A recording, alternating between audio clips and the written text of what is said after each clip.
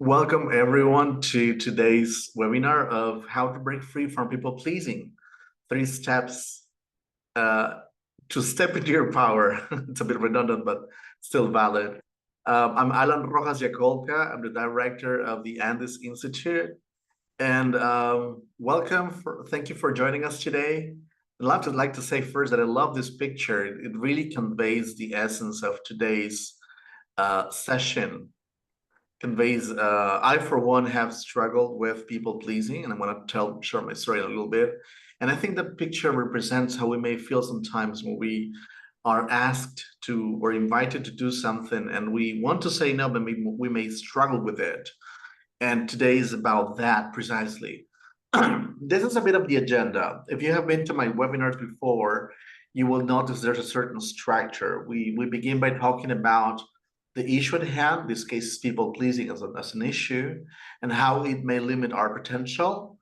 We discuss later 3 steps you may take to break free from people pleasing, and I'm going to be talking about that.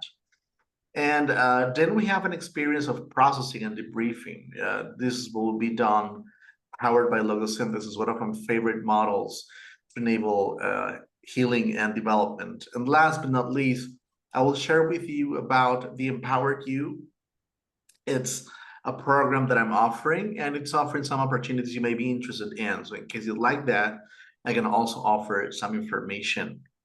As usual, whenever you have a question, you may just write it down in the chat or open your mic, and we can also talk about it, so you don't have to wait until the end.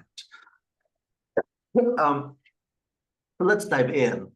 One of the problems with the struggle to say no and people pleasing is that we may feel that we are obligated or pushed to do what others want. It feels like sometimes we feel like being placed between a rock and a hard place, or between a sword and a hard place, where we feel pushed we feel pushed to do what we don't want, or else something bad may happen afterwards. And when this happens, we usually feel guilty or scared to say no, even if we don't want to do that, right? And this creates an internal confusion between not wanting to do something and feeling guilty or scared to say no about it. And at first, it's frustrating. And over time, it starts to become confusing, up to the point where we may start asking the question, what's wrong with me? Why am I struggling with this? Why, despite all the things I know or the experience I've been through, why does this happen to me? So we may start feeling ashamed, as if there's something wrong with us. But the truth is that people pleasing has been a creative solution we may have learned growing up to deal with the situations we were born into, or the family of origin we were born into, right? For some of us, people pleasing was the best option at hand to pretty much survive even, right? So I recall that when I was a kid, my father wasn't always around the house. He was pretty much busy and always at work. And whenever he was at home, it was mostly in the weekends, but he would still keep busy doing things like preparing things or working around the house, or maybe just sleeping. But we would hardly ever spend time together. And I usually would ask for more time, more of his time. And there was this one time he said, "Sure, let's play with your bicycle on the weekend." I was like, "Yes, I'm very excited." And the problem was that I was trying to play with my bicycle, but the chain got stuck and something got broken, and I couldn't use it anymore. So I told my father, and he said, I'll fix it for you." And so we were going to go into the second floor to fix it. And all of a sudden, my grandmother said, "I have a problem with the washing machine." And then he left what he was doing to go help her. No wonder my father was also struggling with the same issue, pleasing others and learning to say no. So he just left it. And then he came back and he said, "You know what? She has a problem. I have to help her." And I said, "But I came first. I was here first, and you promised." And he said, "Oh, it will not take a while. It'll just be in a second." And so I waited and waited and waited. And I started getting really angry because this was not the first time that he was not keeping his word. And so at one point, I just got really angry. I said, "Come on, you promised." I was probably a 7 or 8 year old kid. And he was wait for me, and as I kept waiting, and he just kept saying, wait for me, wait for me. And I got really angry because he promised, and I was taught from a very early on in life that I have to keep my promises. So I felt like, why do I have to keep my promises, but he doesn't keep his promise? So I got really angry, and I recall that in my culture there are some slur words that adults use, like carajo. It means I don't know how to even translate it into English, but it's a strong word. It's like damn, or like come on, like to talk to someone, say pay attention or do this. And I recall that he was coming by again to pick up some tools to go back to help my to go fix the washing machine. I said, carajo, you promised to help me. And all of a sudden he just turned around and he just slapped my face very strongly. And I recall that I was shocked. I got silence and he started yelling, this is the very last time you talk to me that way, blah, blah, blah, blah. And all I could do was I just left the room crying out loud and very scared and confused. And of course, not everyone has a violent experience growing up. But what I learned at that time was that it was not safe to get angry when people did cross my boundaries or did not keep their promises. And I was getting angry because he had promised something, he wasn't keeping his word. And I was trying to say, hey, you promised, you keep your word. I was keeping him accountable as a child. It didn't work out my way. And he got violent about it. So at that moment, I learned that it was very dangerous to show anger and set boundaries. And from that moment on, I could not get angry at others for a very long time in my life, and that created problems growing up. But for some people who fortunately do not go through such experiences, well, some parents simply just, whenever their child wants something and asks for something or shares their opinion, they just simply criticize them or even ignore them. So very, very early on in life, children learn not to express themselves, not to be heard or seen, not to share their opinions, or not to say no. So all these things that are essential in life to create a safe space for us, or to hold others accountable, or to set boundaries, and to feel self-expressing ourselves and being ourselves, all of a sudden are no longer possible. Children learn to be scared of standing up for themselves because it's a dangerous or environment, or at the very least, is not a welcoming environment. They feel rejected for standing up for themselves.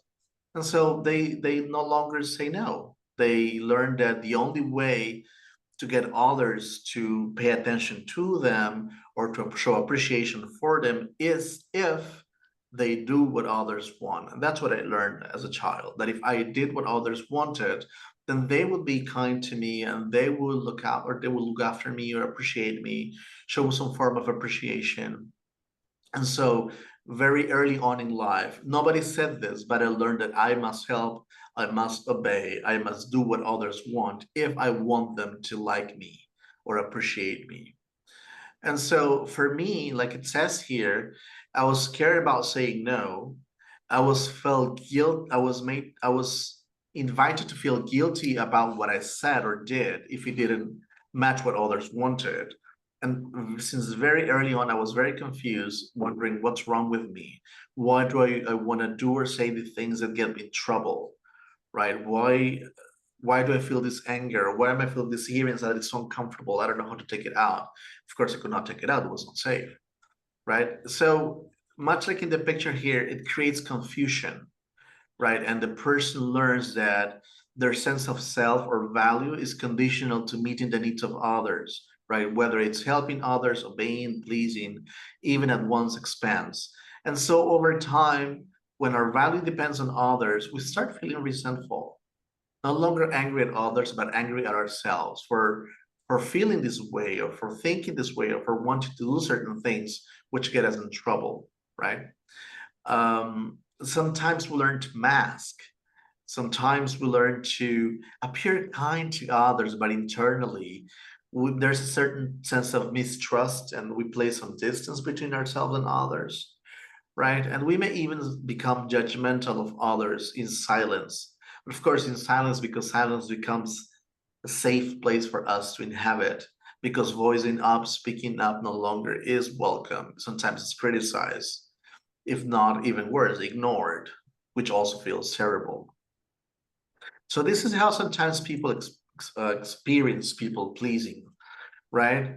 It's not only that we feel prone or with a certain drive to do what others want and please others, but it's because sometimes we learn it from others. In this case, it was my father, but also the rest of my family with their behavior. They would not react necessarily in a pleasant way when I asked for what I wanted, or when I said no, or when I shared my opinion. So very early on, I learned from others that what I had to say or do or want was not welcome, but I was only welcome when I did what they wanted, when I pleased them. So the message that I go is, you must please others to earn their approval, right? And that's what I concluded. I must please others. And that's the message that guided me out of consciousness for a very long time, right? And as a child, it allows you to survive or kind of like navigate your family of origin. But when you become older and become an adult, it gets you in trouble, because some people can start, much like the picture, ask for a favor you're not ready to do or no longer want to do. And then you cannot find the energy to say no, much like the guy in this picture, right? And if you start exploring all these messages and proclivity to say to please others has a root, and that root is someone or some people or experiences or events we had growing up, right? They are at the root of our struggles with struggling with a limited capacity to express ourselves, or difficulty to share my opinions with others and speaking up, or perhaps struggling with being seen, being heard. I've seen, for example, it's no wonder that you may want to be building your practice or your business, and you realize that it's time for you to perhaps create videos and go online, but standing in front of a camera and speaking in front of others, your opinion becomes scary, or for some reason, something you cannot feel comfortable doing. That's about it. It's about being seen and heard, and being visible, taking your place, standing your ground, speaking up, right? Or even more, sometimes it's just about doing what you want. Sometimes we may have grown up in a family where there were a lot of expectations on who you should be and what you should do. And then all of a sudden you become an adult and you realize is that really what I want to do? And you start living in the question, doubtful, unsure of who you are and what to do next. And then all of a sudden you feel pushed to do certain things, but you don't want to do them. And you are stuck in the struggle back and forth of what to do. And you struggle to engage in your life, whether to stop doing things you don't want to do, or whether to start doing the things you really want to do, but so for some reason you feel pressured or uncomfortable doing them. So that's a bit of the struggle. If we take step back and we zoom out, what we find is that behind the struggle to please others, there are 4 areas where we may be struggling.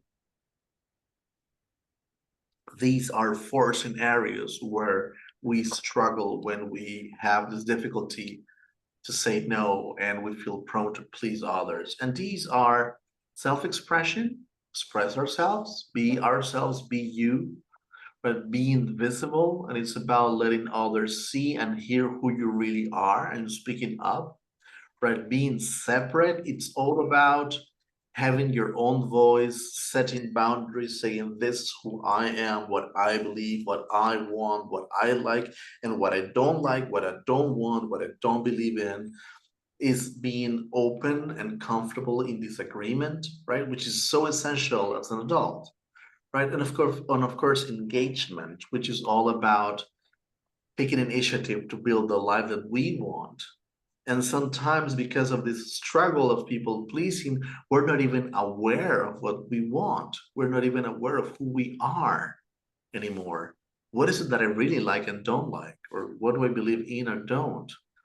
If we grew up believing that the safest thing was to please others, we may become so disconnected from who we are that we no longer know what we like. And we just can become even blank when we were asked a question. So what do you like? It's like, I don't know, because I was so prone to do what others wanted. I never took the time to explore what I really wanted. And it's a whole journey in itself to discover what we want. So that's about engagement as well, right? And to break free from this, we need to start exploring and discovering what were the messages that we received growing up or that we concluded and took growing up that are now limiting us, right? In my case, it was I must obey or else, right? And the or else was the violent experience I had when I stood up for myself, right? For others, it may be I must be silent or else, and the or else could have been being criticized in front of others at the table in a family reunion, or being ignored in public as if what they said didn't matter, or they were not there, they didn't exist, right? So these can be quite hurtful situations that lead us to conclude something to protect us, right? I must not speak up, I must not be visible, I must not be heard, I must not engage in my life, I must not be myself, etc. Right? So the first thing is learning what are the messages that I picked up growing up that may be still limiting me today. And whenever possible, the second step is figuring out who did I learn that from? Was it something that somebody told me directly with words? Or was it something that I concluded from the actions of somebody else? Somebody else did something and I concluded, oh, so this is what I must do in order to avoid all this, right? And of course, the last step is about processing, eliminating such beliefs. And we can do that using logosynthesis. And if you have worked with me before and you know that logosynthesis is my favorite model because it's so simple and so, it can go so deep, so fast, and it's so gentle with our system to eliminate such limiting messages, right? So one thing that we can do, for example, today is have an experiment, and I invite you to work with me as you listen to the next questions. So if you have a piece of paper and a pencil, you may take notes. I invite you to do that, right? And we're going to be exploring a little bit. So for this exercise, let's explore the difficulty of saying no. So for that, I invite you to think back of a recent situation where you struggled to say no, and just make a mental note of where and when is this happening? Where are you? Are you at the supermarket? Are you at home, at the office, in the street, right? And what's happening in that moment, right? Maybe somebody is asking something of you or inviting you to do something, and that's when you struggle to say no, right? And who's there with you? And what are they asking of you when you struggle to say no, or you feel uncomfortable saying no? Or you make a mental note of that. And while you are in this situation and this is happening, I'd like you to pay attention to what is now happening in your body. What physical sensation do you feel in your body when you struggle to say no? Where in your body is this happening? In your chest, in your throat, stomach, etc., right? And just make a note of it. You can write it down or just observe it and take a mental note. And when you feel that discomfort there, what physical sensation do you feel in that part of your body? Is it a pressure, a contraction, rigidity, burning, a push, a pinch?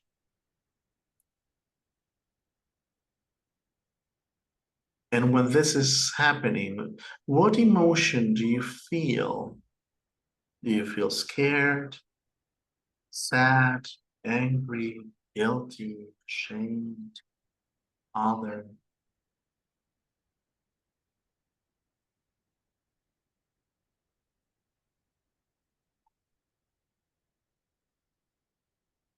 that moment, what do you tell yourself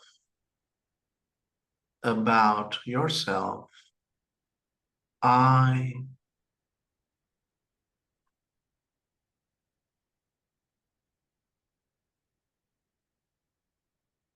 I must do what they want. I must help. I must please them. What will they think of me if I don't do this? And if that's the case, what do you tell yourself about yourself? If I don't help, I am selfish, I'm egocentric, I'm what? I'm bad. And what is your level of distress from 0 to 10 in this moment, in this situation, where 0 means no distress and 10 means I cannot feel any worse?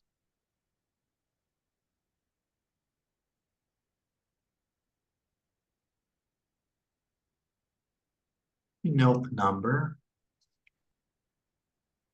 And if you think back about those messages you just heard or noticed, perhaps somebody once told you those messages, or maybe they didn't tell you this directly. Maybe something happened with them and you concluded that. And if you know whom you learned this from, just maybe notice the space around you and see where they are present. Maybe you can see them or hear them or just notice their presence as an energy presence. And maybe you don't know who they are. Maybe you just know you learned that from someone and you notice their presence somewhere in the space around you. Maybe like a silhouette or a gas or something. And just notice where that presence is. That presence is located in the space around you.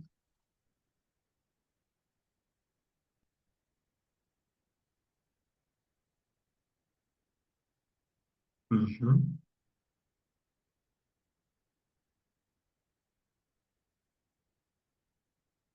Good. So now I'm going to offer you some sentences and you will repeat them after me. You're all muted, so you can speak up, no problem. Repeat after me. I retrieve all my energy bound up in this presence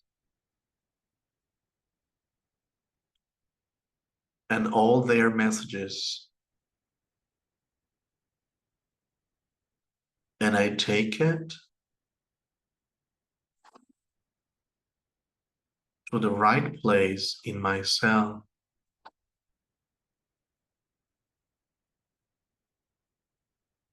Now just observe what happens.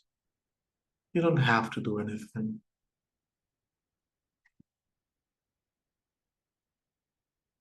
Let it sink in.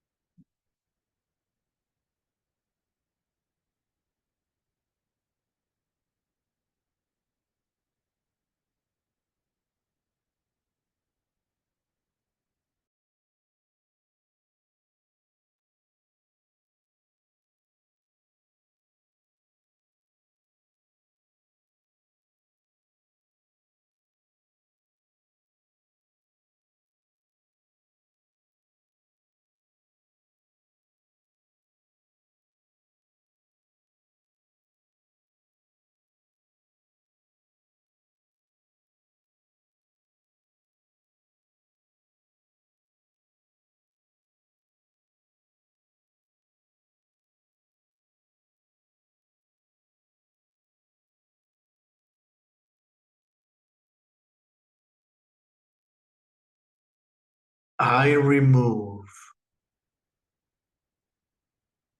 all non-me energy related to this presence and all their messages, and I remove it from all my cells, all my body, and my personal space, and I send it to where it truly belongs,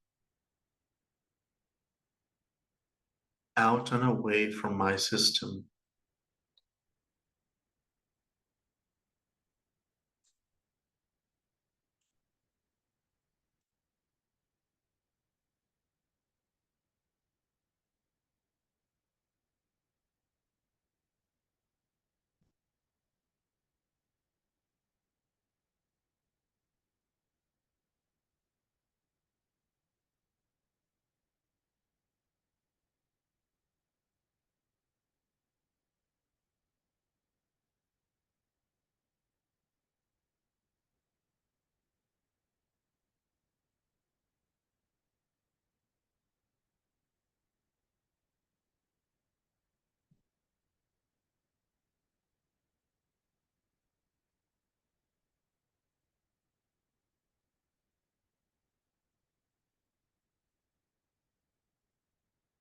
I retrieve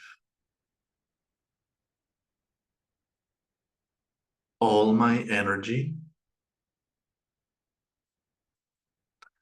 bound up in all my reactions to this presence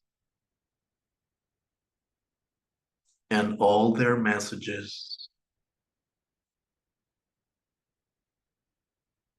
and everything that presence represents.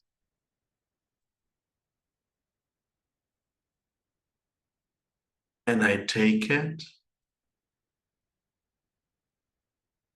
to the right place in myself.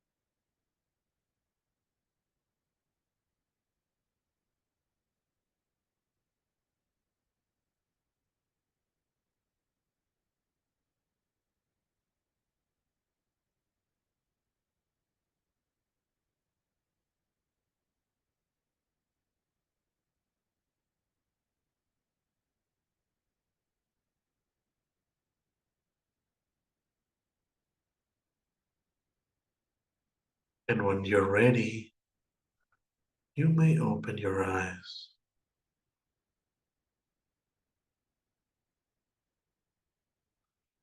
Mhm. Now observe what happened. Observe what is your level of distress now from 0 to 10.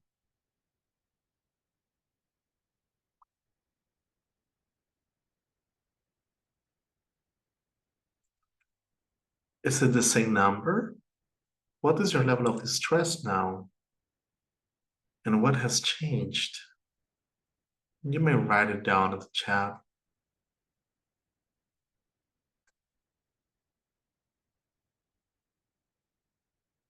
What was your level of distress at the beginning and at the end? Good. From 8 to 2. Well, there's a big change. It's good. Okay. And you that are watching this recording now can also ask yourself, what changed? What's happening now? And I invite you now to think about what happened to those messages or that message that you found during the exercise. Is it still there?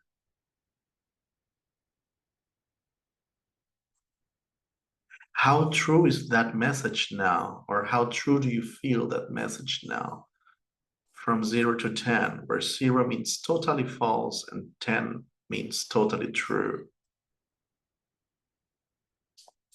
So if you have been working, for example, with the message, I must please others, how true does it feel now? Maybe in the beginning, you felt it true up to an 8. And how about now? Is it still up to an 8? Or has it decreased down to a 4, 2, 0? And here's a clue for you. If the message still feels true up to a 3 or more, there may be still something there left to process. If it's equal to 2 or less, then it seems like you process most of it and you're ready to move forward. And I say this because something that is important in this kind of work is to notice that this is an ongoing work, and sometimes there can be layers, and we process layer by layer, right? It's kind of like following the salami or the cucumber metaphor. We go at it slice by slice, and we process one layer at a time or one slice at a time. Okay. So if there's anyone right now who would like to share, you can open your mic now and share. And if not, we may continue.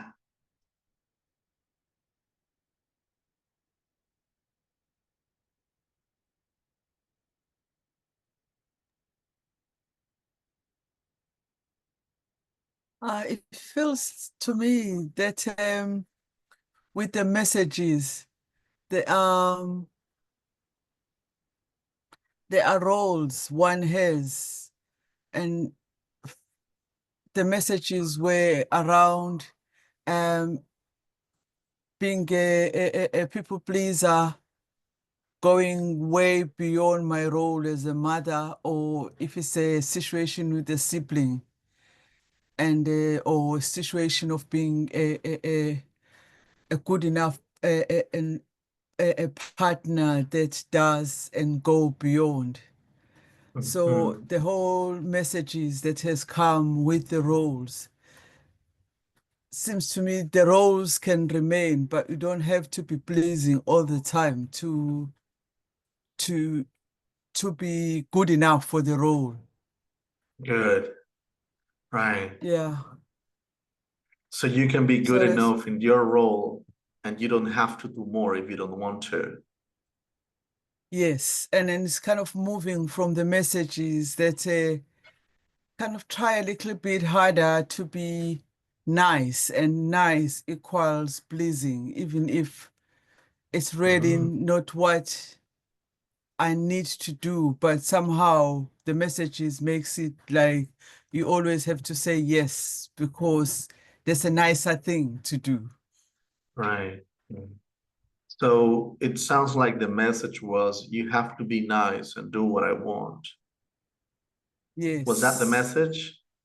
Yes, and also as part of the culture, you actually in a collective, so the pleasing somehow goes even when it's not necessarily needed, because the messages is so ingrained that to be a people pleaser equals Mhm. being a good enough citizen or a good enough part that belongs in the system.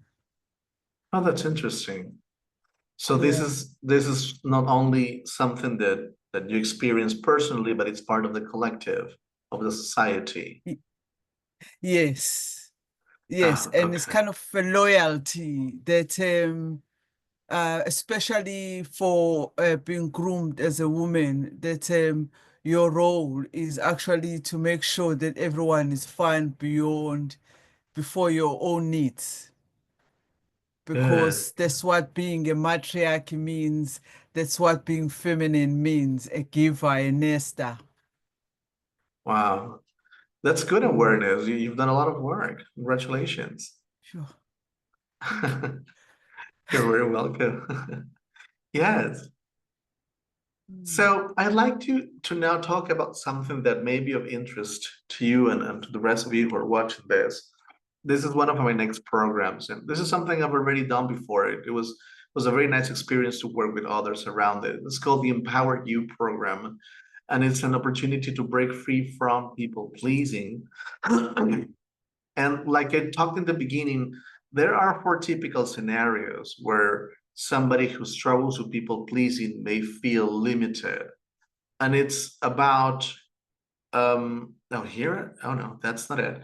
It's about what I was talking before on, oh, let me change this part. No. Okay, the text is not what I want to say. I'll say the text in orally. It's about struggling with expressing ourselves. It's about struggling with being visible. It's about struggling with being separate and having our own opinion. And it's about engaging in one's life. So the pictures are correct in the image, but the text is not. So I'm clarifying here. So what this program is offering you, it's a 4-module program, and each of these modules is coming together with a guide that is focused in these 4 scenarios. It's focused on self-expression. That's what it's called, breaking the silence, right? It's about visibility. It's about being seen. It's about setting boundaries or drawing the line, and it's about engaging in one's life or stepping in. So what we do in each of these 4 guides is offer you the chance to, for once, is understand why this scenario matters, right? Understand the root causes of it, and then break down the typical patterns that we struggle in this situation, right? So as you may see, when you struggle with, for example, self-expression or being visible or setting boundaries and saying no or engaging in your life, you may encounter or you may find that you struggle with certain patterns. And sometimes it's not easy to find the patterns. So what these guides offer you is a breakdown. And so for each of these scenarios, I'm offering you the typical 5 or maybe 4 patterns people struggle with. For example, when someone struggles to engage in their own life, like to take action, take initiative, to do what they want, one of the typical problems is struggle with procrastination. And how can you know if you struggle with procrastination, for example? Is because you may have this racing thoughts or this mental fog when faced with important tasks. Typical situation, you have a task that is important to you and you want to do it. And once you're approaching the task, all of a sudden you start feeling anxious, agitated. You have all the thoughts in your head of what if I do this and it's wrong? What if I do that it's not correct? What if, racing thoughts, they go round and round.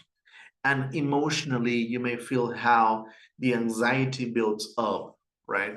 And at the same time, you feel that the task feels so stressful or overwhelming that perhaps the best solution is to step back and just try to get distracted because taking a step back from the task offers a certain sense of relief, from it. But as you step back and take distance from it, you may start feeling anxious and guilty because you're leaving something for later and you start to see how time goes.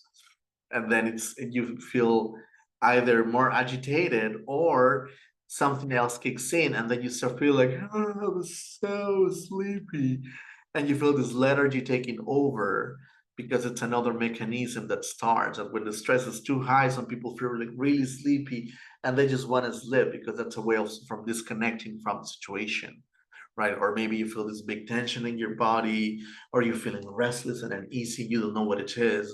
And it's all about that there's something important you're not engaging with, something you want to do sometimes. And a typical behavior, reaction, or manifestation is that we distract. And instead of doing what we want or what is important to us, we may end up doing some other unimportant or secondary tasks, right? While repeatedly putting off something for later.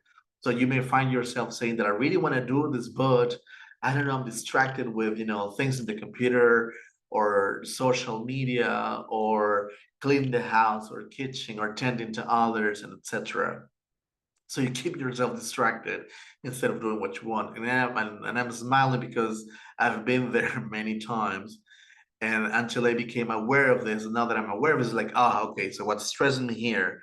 And the solution is figuring out what's stressing me here in this situation. And when I remove the stress trigger, then I can confidently just embrace the task and move forward.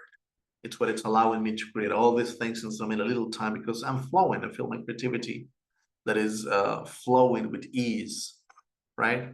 And of course, if you're struggling with procrastination, then you will find that this creates trouble in your relationships, whether it's at home or with friends or at work, right? Because of the missed commitments or unkept promises, right? Something else that these guides provide for every module is a set of journaling prompts. So if you're a person who enjoys sitting down and reflect, each of these questions offers you once a day a chance to start exploring your reactions and the patterns that may be limiting you.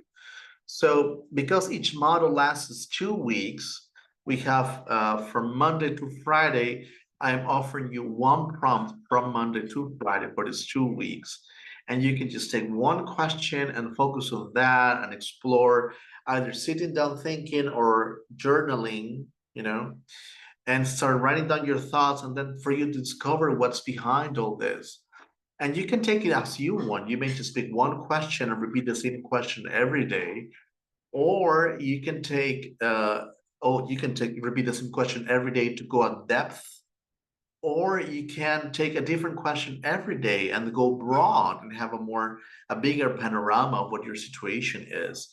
Either way, the journaling prompts offer you a chance to reflect and become aware of what is happening, right? Of course, if you have already worked with logosynthesis, you will know that this is the best self-help tool we usually go back to and you can work with during this time between sessions while you're working by yourself.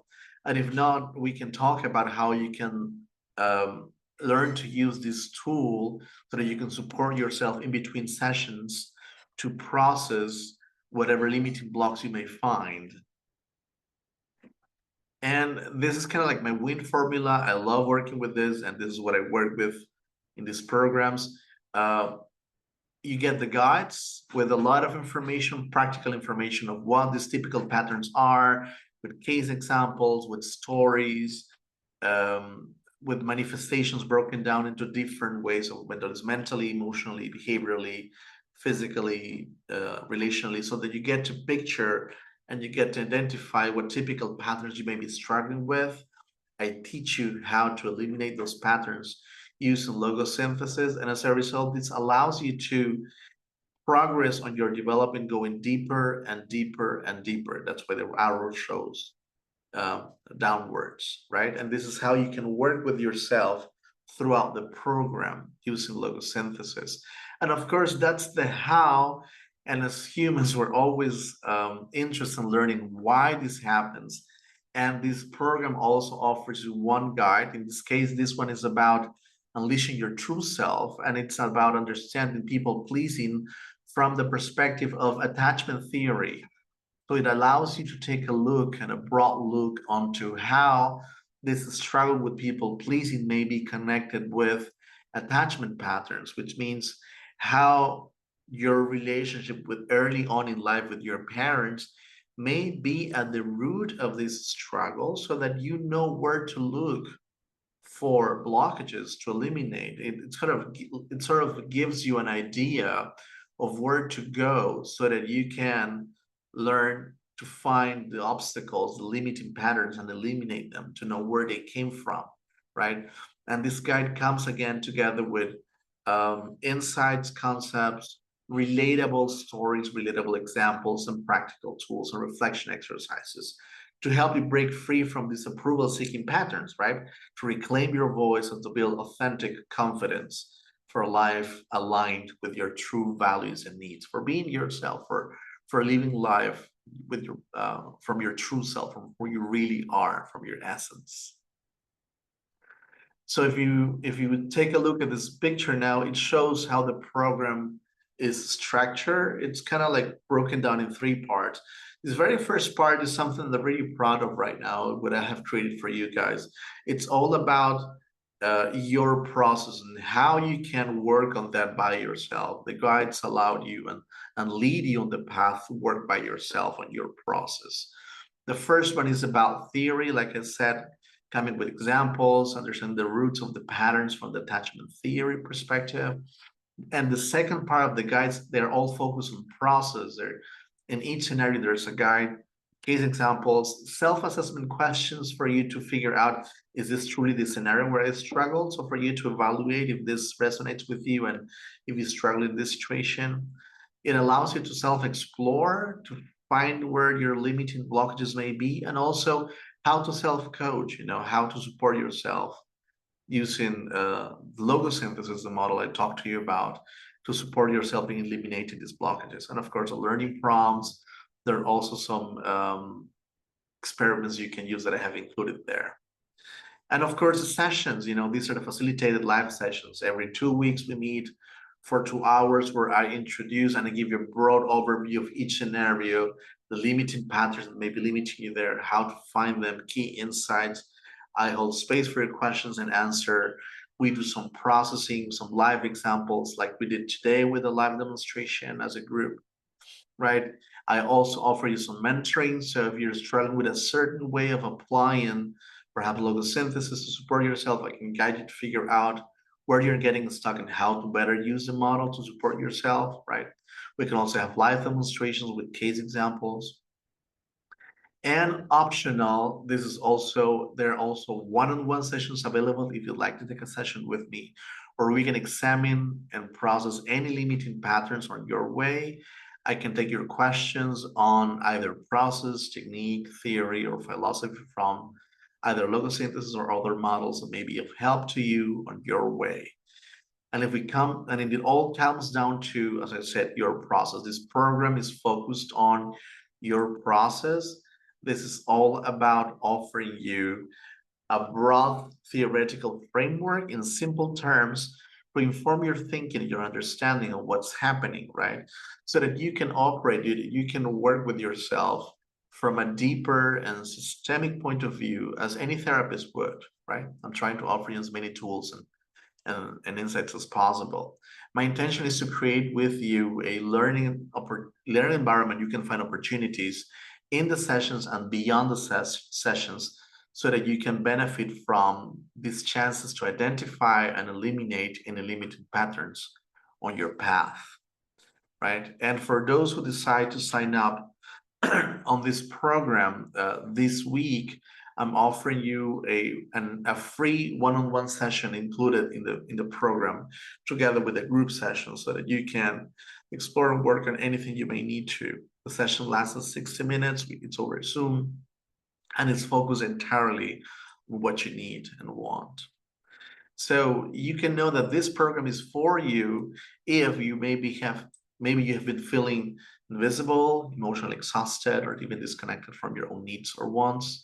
This is a chance to reclaim your voice, to confidently express your needs without fear, creating respect in every interaction, setting your ground and setting your boundaries, right? And setting those boundaries without guilt, so that you can protect your time and energy, right? Creating relationships that honor and uplift you, right? It's about you and you making sure that you also live the life you want, right? It's about rediscovering also what matters to you, right? It's about reconnecting with your passions, with what you want in life, so that you can have more joy and create a life filled with purpose. And last but not least, it's about building inner resilience. It's about facing life's challenges with confidence, peace, and emotional strength, while you do what you're here for, what you carry forward, your mission, and live a life based on your intentions, based on what you want, not what everybody else wants, but based on what you want. If you're wondering about the sessions, our sessions are taking place on Fridays.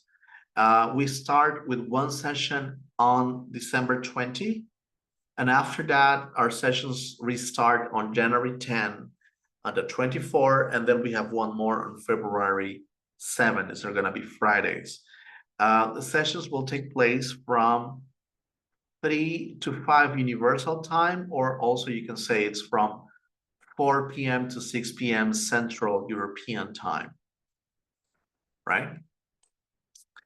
And if you have any questions, we'll be more than happy to talk about the program and anything that may be of interest to you right now. Oh, and the program is $250. And if there's anyone asking for maybe some financial support, you can also offer you to pay in installments if that helps you. So if you have any questions, and if you do, please open your mic or share your comments.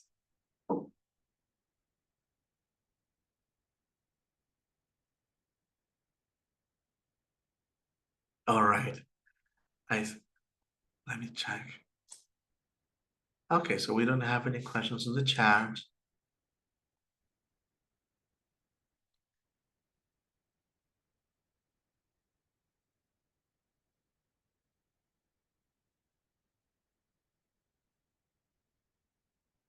Right, you can open your mic if you'd like to make a question.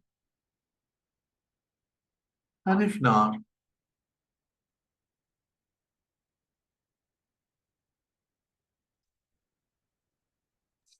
there. Into it. Oh, so that one will register with this. I still have to work on my diary with the link.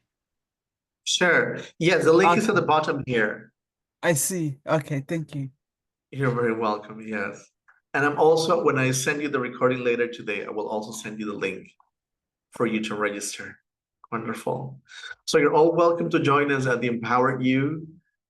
This is a great chance to break free from people pleasing. It comes packed with resources, stories, case examples, and it's always a nice opportunity to go deep in a very safe space to grow and heal together. So I invite you and welcome you to join us, and I look forward to meeting you all again. This is Alan Rojas Yacolca from the Andes Institute, and I look forward to seeing you very soon. Thank you for joining us today. Thank you so much. You're very welcome. I'll stop the recording now. Okay.